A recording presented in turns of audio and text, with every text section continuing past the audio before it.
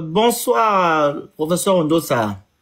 Tapotez le live, Bonsoir le s'il vous plaît. Phénix. J'espère que vous allez bien. Je vais bien, merci. Très bien. On vous a vu sur les médias, en fait, avec vos confrères, c'est-à-dire monsieur Billy Bizet et monsieur Akbar, je pense. Mais il s'agit que, si que monsieur Billy Bizet est candidat, qu'est-ce que vous en pensez par rapport à ça? Vu qu'il n'y aura pas l'élection le 12. Avez-vous conseillé à votre frère de se retirer ou pas? Ou bien ou du moins de vous suivre dans votre processus? Je répète que lorsque nous nous sommes retrouvés, chacun d'entre nous avait son identité. Mais dès lors qu'on vient me trouver pour me dire qu'on dit la même chose que moi, j'écoute et j'accepte. Mais chacun avait l'attitude d'aller dans sa voie. Moi, Billy Bizet, qu'est-ce qui m'intéressait en lui? Un, qu'il reconnaisse que c'est Ondosa qui a gagné. Deux, qu'il dise à Oligui qu'il faut remettre le pouvoir à Ondosa. Trois, qu'il dise à Oligui que la voie qu'Oligui suit n'est pas bonne. En tout cas, Est-ce que vous avez exprimé de façon claire ce que vous énumérez là à M. Alain-Claude Billy Bizet? mais je n'invente pas. Je Très vous bien. dis ce que j'ai entendu de sa bouche, aussi bien en privé, et surtout, parce qu'on ne s'est pas retrouvé beaucoup de fois en privé, hein, et surtout, lors de la conférence commune, il a parlé après moi, il a dit, mais Alain-Claude Billy Bizet est tout à fait libre de faire ce qu'il veut. Je ne suis pas attaché à lui. Absolument. Mais moi, je n'ignore pas que Billy Bizet était un pédégiste. Je n'ignore pas le tort que tous les pédégistes ont pu me faire. Mais quand on veut sauver un pays, on ne s'intéresse pas à ces petits détails en première zone. Mais, vous savez, le positionnement politique est tel que on revient toujours à ses premiers amours. Je suis désolé de voir qu'il s'est présenté. Un diplomate m'a posé la question pour savoir, bah alors, que pensez-vous de Billy Bizet? J'ai dit, je crois qu'il est intelligent. Et de ce point de vue, si je ne vais pas, il n'y ira pas, parce qu'il sait qu'il n'en tirera rien. Si je vais, il n'ira pas, parce qu'il se mettra derrière moi. Alors, vous le pensez? Je dis, c'est ce que je pense. Ça n'a pas été ça. Boum. Je regarde. Et je n'ai pas pensé. J'ai mon chemin qui est tracé. J'ai dit qu'il y ait 10 Billy Bizet, 100, qui se mettent du côté de l'alignement ou qui se mettent du côté de l'élection. Je dis tous qui se sont présentés à cette élection, une caution à l'alignement. Implicite et explicite. Parce que cette élection-là, les dés sont pipés. C'est Oligui Nguema qui sortira vainqueur. C'est tout. Ceux qui sont contre devront faire en sorte que l'élection n'ait pas lieu. Et je me positionne ouvertement par rapport à cela. Et depuis toujours. Alors, à partir de ce moment-là, je n'ai pas à imposer une ligne de conduite à Billy Bizet, parce qu'on n'a jamais eu un accord politique. On n'a jamais signé un quelconque accord. On s'est retrouvé pour pouvoir dire non à Oligui Nguema. Mais maintenant, si il veut se positionner, ça c'est son problème à lui. Ce n'est pas mon problème. Ce que je regarde aujourd'hui, dans la position actuelle, c'est tous les Gabonais qui ne veulent pas que l'élection n'ait pas lieu et qui veulent me suivre dans cette voie. C'est eux que je regarde. C'est eux qui provoqueront le renversement de tendance.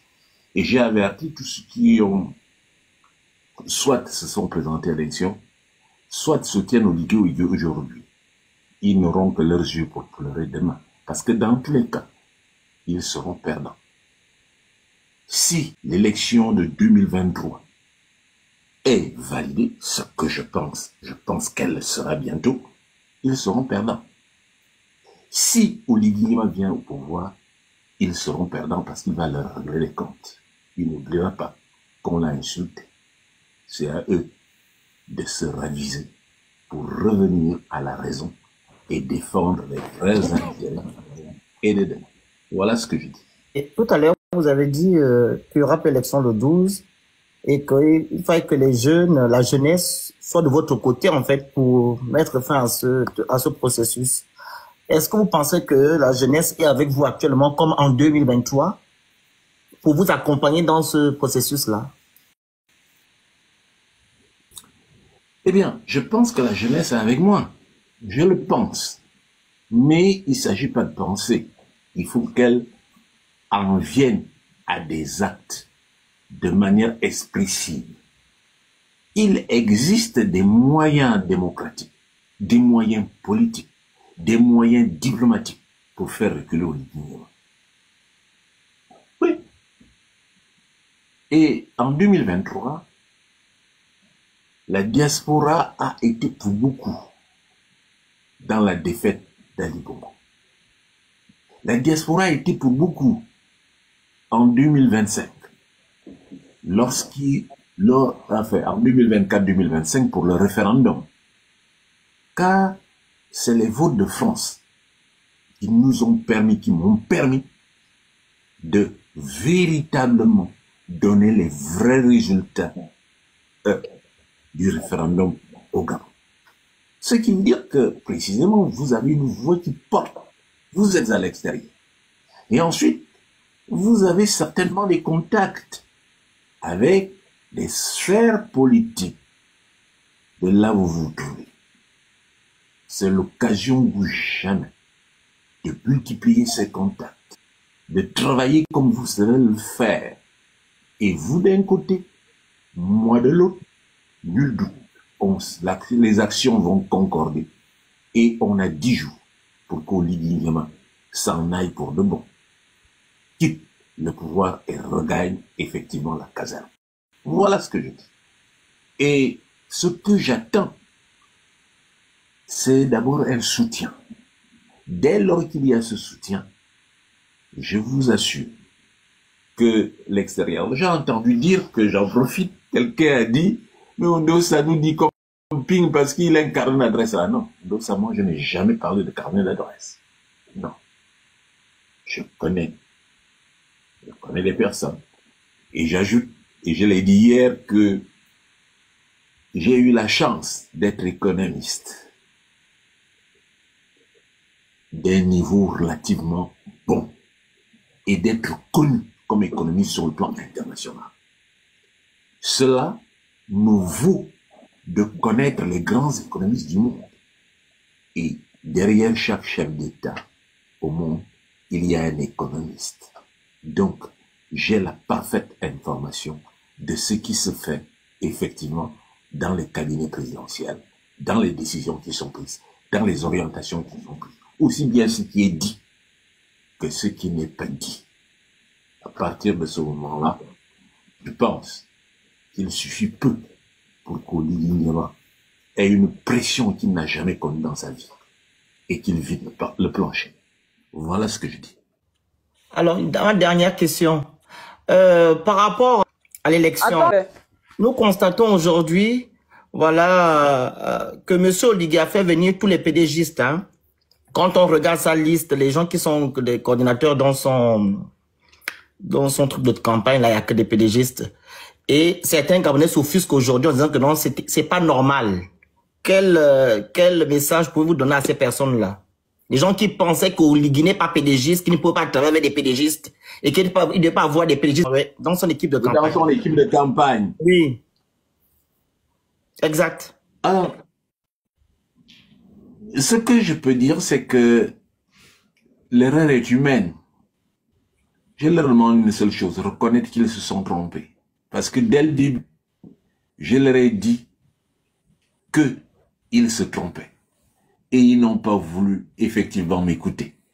Je leur ai dit, Oligui est PDGiste. Ça, véritablement, ça ne souffre pas d'ambiguïté. Et quand il dit qu'il n'est pas PDGiste, il tient un discours faux. Oligui est PDGiste. Et vu la manière dont il a évolué et dont il a fonctionné par le passé, il ne peut choisir que dans son entourage. Il connaît qui en dehors de son entourage.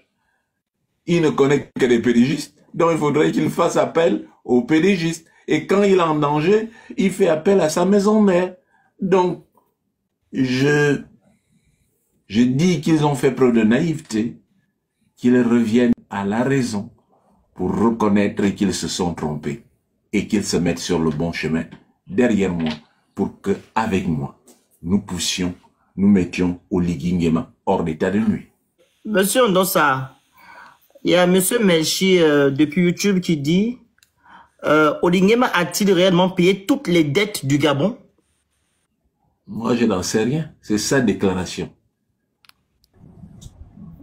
Alors, Quand une dette est payée, ce n'est pas une déclaration. C'est la déclaration d'Oligui Nguema.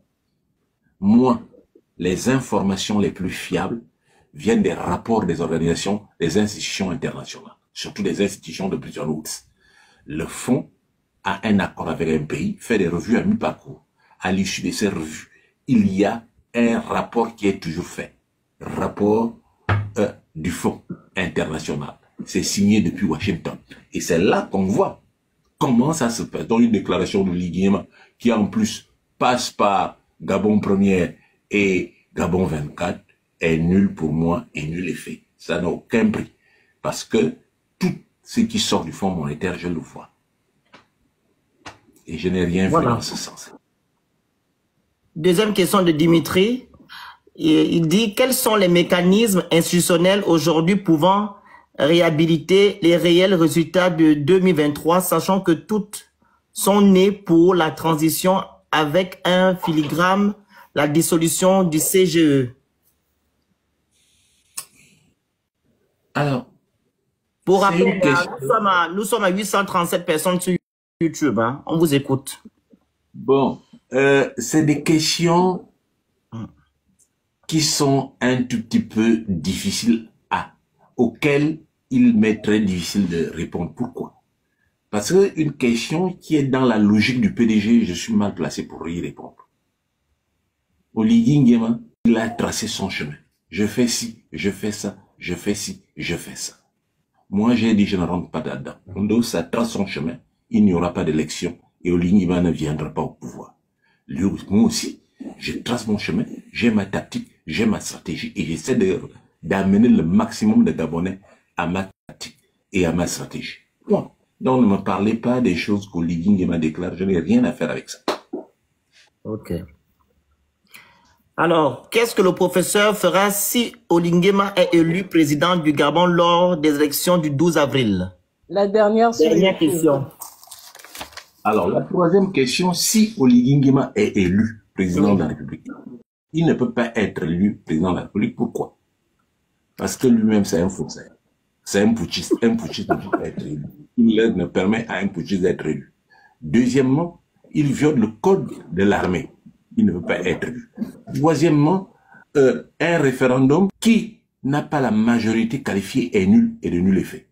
Il y a tous les arguments juridiques pour que le vote ne soit pas validé. Ça à quoi je m'emploie, c'est que 1. On n'arrive pas au vote. 2. Que le vote ne puisse pas être validé.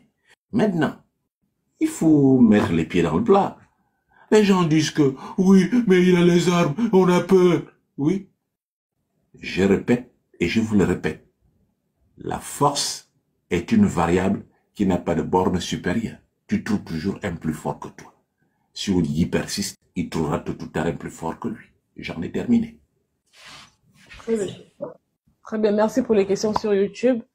Voilà, que pensez-vous de la géopolitique et du franc CFA aussi, concernant le franc CFA? Alors d'abord la géopolitique. C'est quelle géopolitique? Notre géopolitique au Gabon ou la géopolitique... Par rapport à la France, etc. La Chine, voilà, ce genre de choses. La géopolitique internationale, il me revient que j'avais fait une communication, on me l'avait demandé, à la conférence au sommet de la francophonie qui a eu lieu à Kinshasa, et on a convoqué les experts, j'étais l'un de ceux-là, et on m'a demandé d'intervenir. Parce que on voulait que je parle effectivement de la francophonie. Je suis intervenu comme d'habitude, et je vais vous livrer l'essentiel de mon discours qui a été repris, et qui est... il y a eu même un ouvrage qui est sorti pour des grandes communications, j'avais dit ceci. J'ai dit, il faut tenir compte de la situation actuelle. En Afrique, 85 à 87% de la population a moins de 25 ans.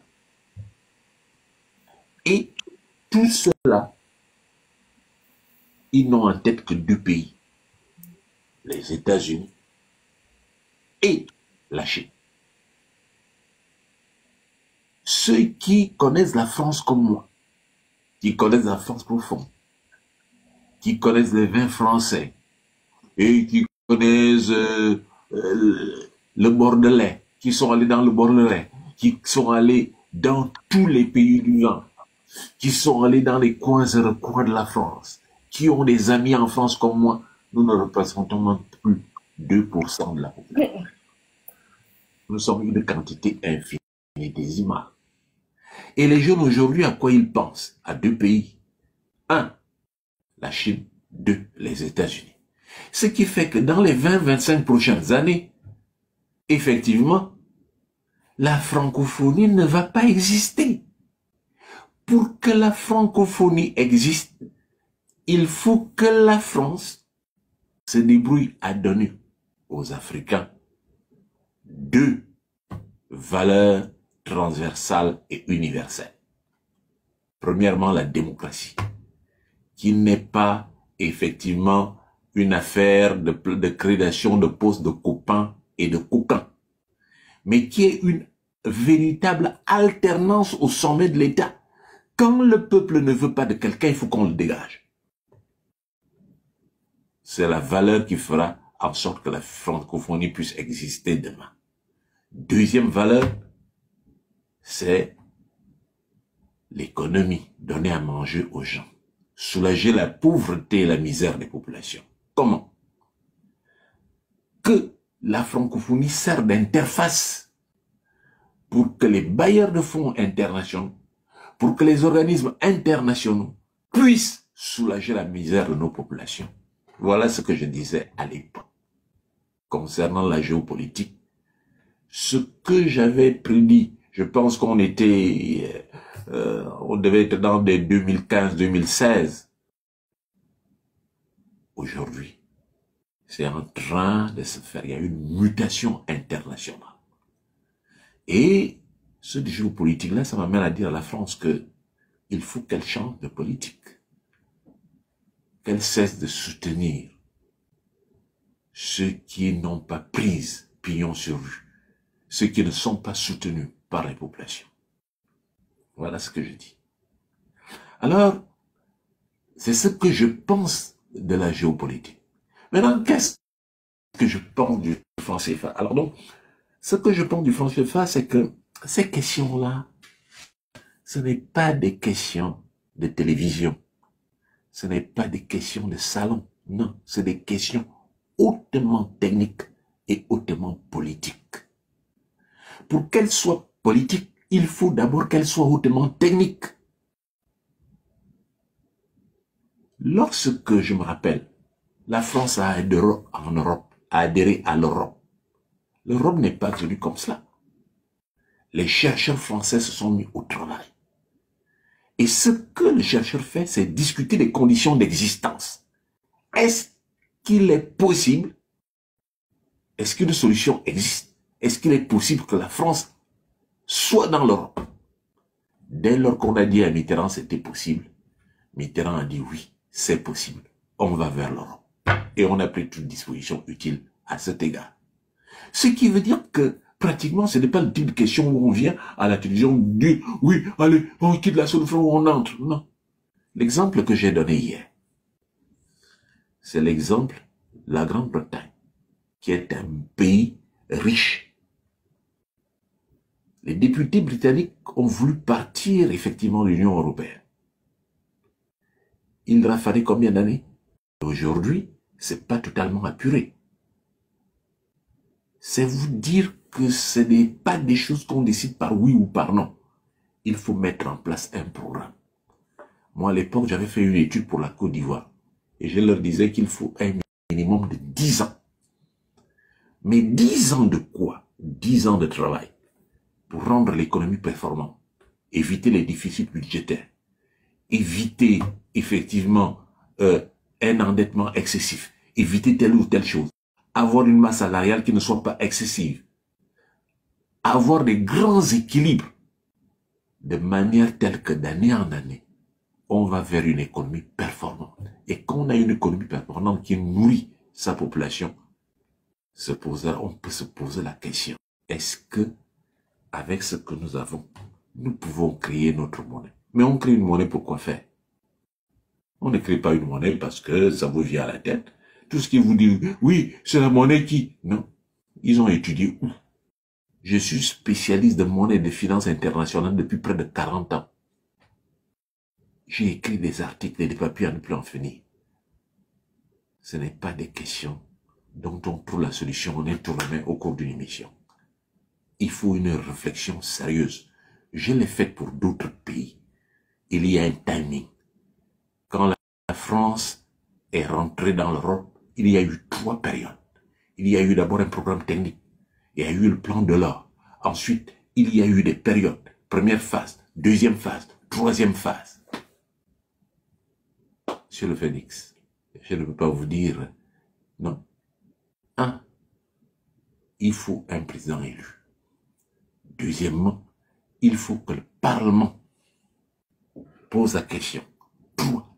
Il faut que les véritables techniciens de haut niveau, spécialistes en la matière, travaillent pour apporter, donner l'orientation.